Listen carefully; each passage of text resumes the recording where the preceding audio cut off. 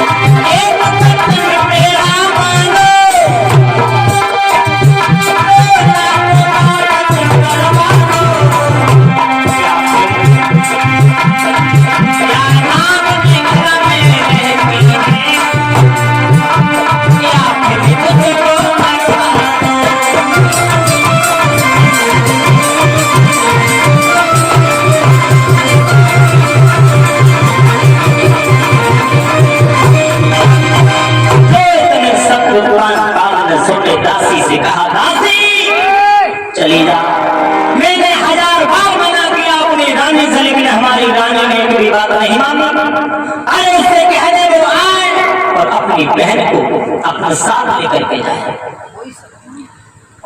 दासी सुनीति के पास में पहुंची, सुनीति से कहा है महारानी तुम ही चलो और छोटी बहन को तुम ही ला सकती हो। सुनीति पहुंची, सुनीति ने जाकर के दोनों हाथ जोड़े जवाब दिया बहन हमने ही अपने महाराज की शादी करवाई थी, तो मेरे साथ में चलो। सुरजी बोली मैं हरगिज़ नहीं जाऊंगी। अरे हमारे पिता के घर में किस बात की कमी थी कि तुमने अपने महाराज को मेरे द्वार में भेज दिया? हमारे साथ में शादी करवाने के बाद तो तुमने मेरी जिंदगी में विष घोल दिया। नहीं जाऊंगी, हरगिज़ नहीं जाऊंगी। सुनी के दोनों हाथ जोड़े, हाथ जोड़ने के बाद में एक बात नहीं है कि चलो संभालो जान को, ये सब धन्य दान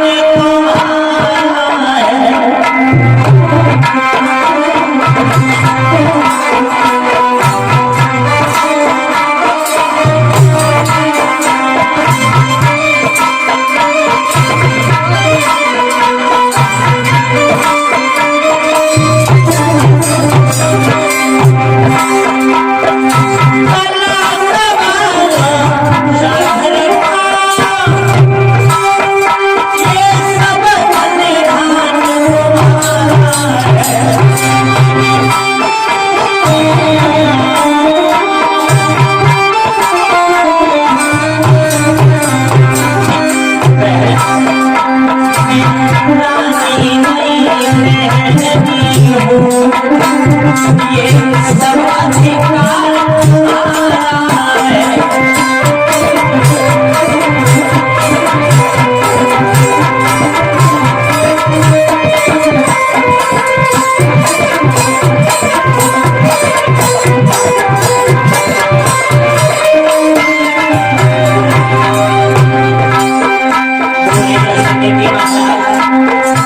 शादी करके आए और अच्छा किया, अपनी बहन से फिर हाथ मुझे जला दिया है।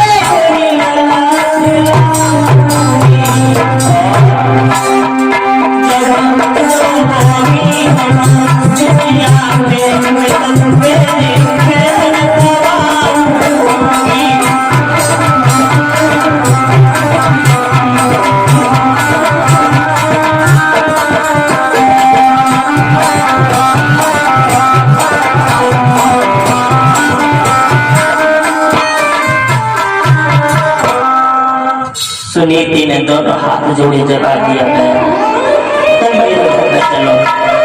हमारे महाराज ने अपनी स्वेच्छा से शादी नहीं की, बल्कि मैंने ही शादी करवाई थी।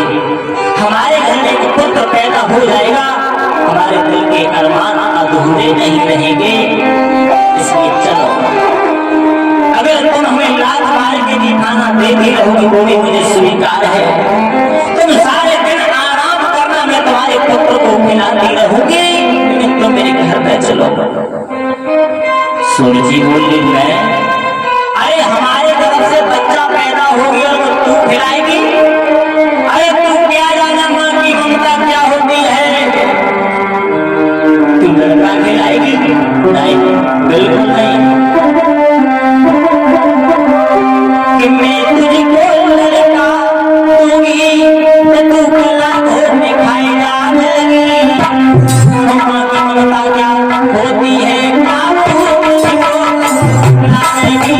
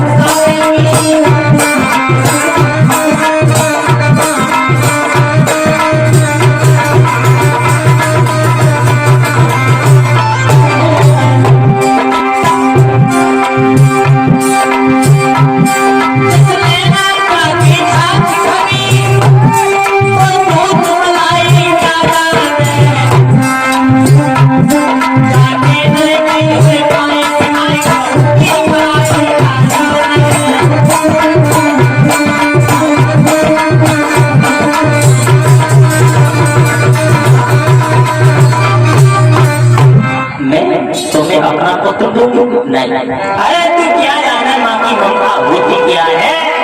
लौट जा। सुनीति ने बार बार कहा, सुनीति ने बहुत ही आग्रह किया, लेकिन एक भी बात सूरजी ने नहीं मानी। सूरजी पैर पकड़ के बैठ गई, जवाब दिया है, अगर तुम घर से चली गई तो मैं भी चली जाऊंगी। सूरजी बोली, तू कहाँ चली जाए? सुनीति बोली, बहन तुम तो अपने घर पे जाओगी, अगर तुम हमारे द्वार को छोड़ करके चली जाओगी तो मैं यहाँ से छोड़ करके परम पिता के द्वार में चली जाऊंगी। मैं दिल्ली से आया हूँ, गाजियाबाद। अरुण नाम है, बेटा गांव नरदोली विजयनगर पटियाली। लो भैया। और इसी बीच में 50 रुपए से हमें सम्मानित कर रहे हैं, 20-20 रुपए से सभी साथियों को सम्मानित कर रहे हैं। अरुण भैया जो दिल्ली से आए हैं, जो एटा पटियाली के रहने वाले हैं, उनकी तरफ से 50 रुपए हमारे पास में, 20-20 रुपए हमारे साथियों के पास में आए हैं और साथ साथ साउंड वाले भाइयों के भी पास में आए हैं। तो भगवान से कामना करूंगा दीनबंधु भैया के जीवन में कभी अशांति न हो, शांति बनी रहे, धर्म कार्यों में हाथ अग्रसर होते रहे, समाज का सम्मान मिलता रहे। बोलिए भगवत भगवान की। सुनीति ने बार बार कहा, लेकिन सुरुचि ने एक भी बात नहीं मानी। बार बोले सुनीति, अरे तुमने सुन लिया, मैंने तुमसे एक बार नहीं 1000 बार मना किया, लेकिन तुमने एक भी बात नहीं मानी, एक भी बात नहीं मानी। अब क्या करोगी? सुनीति ने दोनों हाथ जोड़े जवाब दिया है, महाराज तुम्हें नहीं मालूम, जो सौत मुझसे कहे नहीं, वासे न हम पर कोई असर, एक शेर मत जो बोले, मैं तो ताही से कर लूं गुजर। हमारी बहन हमसे जो कुछ भी कह रही है हमें बिल्कुल भी पता नहीं है। अगर हमें एक शेर जो ढूंढते रहेंगे, गेहूं का आटा नहीं मिलेगा, तब तो मैं गुजारा कर लूंगी, क्योंकि अपनी बहन को अपने द्वार से दूर वापस नहीं जाने दूंगी। सुरुचि बोली, सुनो, तुम्हारे द्वार में ऐसे नहीं घुसूंगी मैं, तुमको इस महल को छोड़ करके खेतों में रहना होगा। अगर इतनी बात मंजूर है तब तो मैं तुम्हारे घर में चल सकती हूँ, अन्यथा नहीं चल सकती। सुनीति ने जवाब दिया है, अरे तुम घर की कह रही हो, घर में मैं बिल्कुल भी नहीं आऊंगी, लेकिन तुम चलो चलो मेरे साथ में। सुरुचि घर में आई है, महलों में रह रही है, और वो सुनीति घर से निकाल दिया वो खेतों पर झोपड़ी डाल के रह रही है। कैसी थी किस्मत, किस्मत का किसी ने पार नहीं पाया है। वो सुनीति कहाँ एक महारानी थी, लेकिन आज खेतों पे क्या बीत रही होगी सुनीति के दिल पे। वो सुनीति शाम को भोजन कर लेती है तो सुबह को नहीं करती है, सुबह कर लेती है तो शाम को नहीं करती। इतनी चिंता बढ़ने लगी कि हमारे घर में शायद एक पुत्र होता तो हमारे जीवन में ये समस्या सामने नहीं आती।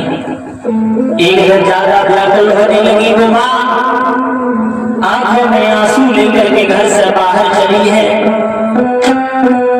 मरने के लिए विचार किया, मैं जीवित रहकर के ही क्या करूंगी। आंसू भर आए घर से महारानी चली गई।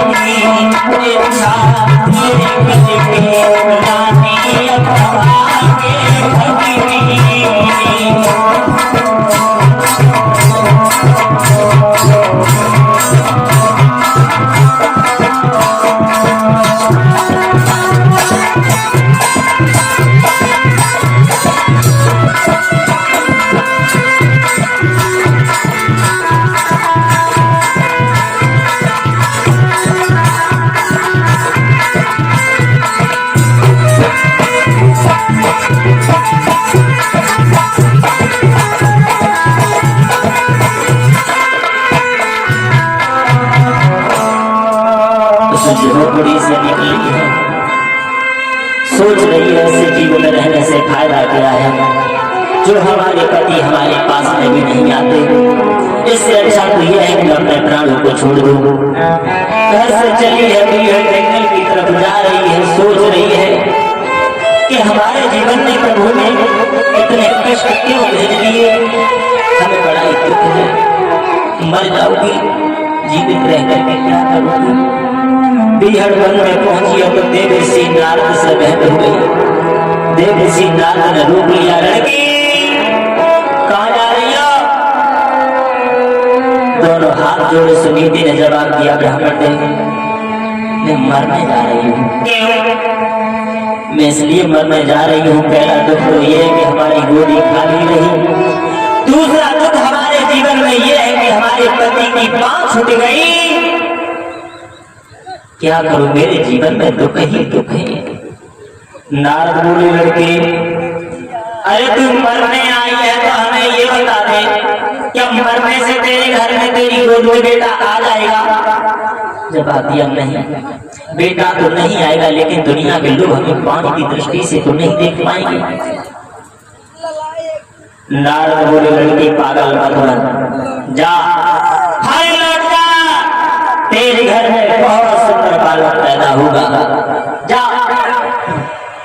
सुनीति बोली, ब्राह्मण देव अभी तक तो साधारण इंसान झूठ बोलते थे, लेकिन अब तो हमें ऐसा लग रहा है कि शंकर भगवान भी झूठ बोलने लगे। नारद बोले, मतलब? अरे मतलब ये है, जब हमारे पति हमारे पास 6-6 महीने नहीं आते हैं तो हमारे घर में पुत्र कहां से हो जाएगा? नारद ने अपनी झोली से फल निकाला तो फल सुनीति के हाथों में दे दिया। जवाब दिया, सुनीति चली जाओ, लौट जाओ, जाओ कि तेरी गोदी में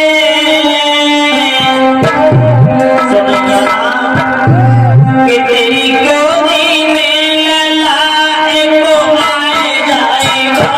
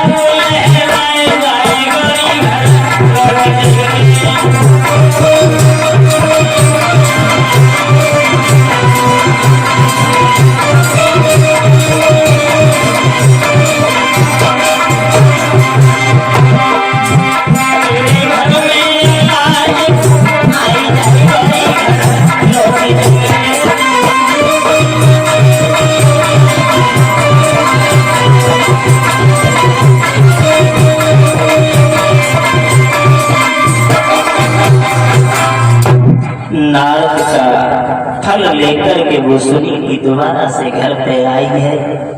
शाम का वक्त हुआ, वही फल लेकर के लेट गई। रात्रि में आंख खुली है तो ध्यान में आ गया कि ये फल हमने खाने के लिए दिया था, वो फल खा लिया। दूसरा दिन जब हुआ है सुनीति को, तो वो सुनीति यही बात सोचती है कि हमारे घर में न जाने कब एक पुत्र होगा और उस पुत्र से हमारा नाम आगे चलेगा। सोच रही है।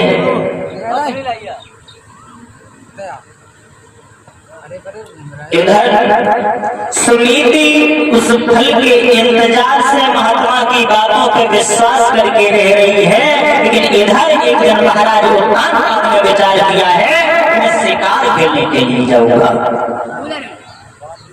घोड़ा पर सवार हुए हैं, अपने शस्त्रों को साथ में ले लिया। तो ऐसा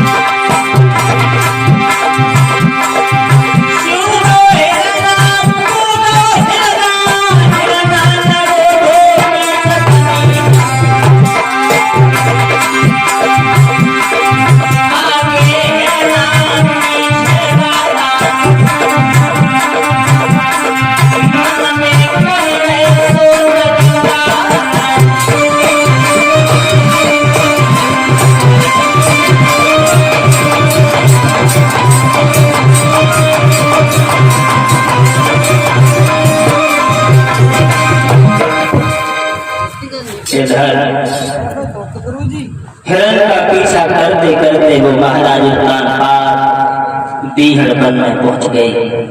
इन्हें यही ध्यान नहीं रहा मैं कितनी दूर निकल आया हूं, बिल्कुल ख्याल नहीं रहा।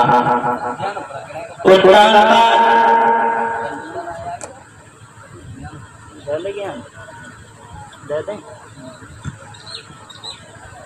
प्यारे उत्तानपाद महाराज पिछाई करते रहे, लेकिन वो हिरण हाथों हाथ नहीं आया। अंत में वो उत्तानपाद ने विचार किया मैं तो काफी दूर निकल आया हूँ, अब घर पर कैसे जाऊँ। घोड़ा को लौटा दिया, लौट करके पहुंचे हैं सुरुचि के द्वार पर, तो क्या देखा वो छोटी रानी महलों में सो रही है। महाराज उत्तानपाद आवाज लगाते रहे सुरुचि सुरुचि, लेकिन भला कौन बोलने वाला था? क्यों कि रानी के पास कोई चिंता नहीं थी। अरे सुख नींद सोए गई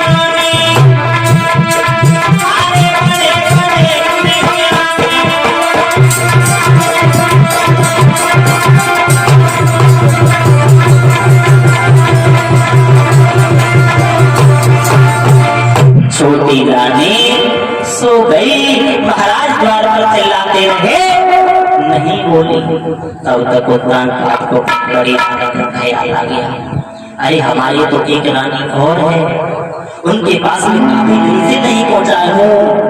तुरंत ही घोड़ा को लौटाया, बड़ी रानी की तरफ चल दी गई। बड़ी रानी जहाँ पर थी वहां पर पहुंच गई, आवाज लगाई है, सुनीति सुनीति। सुनीति ने विचार किया, आज मुझे ऐसा लगता है कि हमारी छोटी बहन ने आज हमें मारने के लिए भेज दिया। फिर दिल में विचार आया, कोई बात नहीं, पति के हाथों में हमारी मौत भी हो जाएगी तब भी कोई दिक्कत नहीं है, क्योंकि पति के हाथों से स्त्री का दारू तड़ हो जाता है। क्योंकि स्त्री जो होती है वो पैदा ही सिर्फ पति के लिए होती है।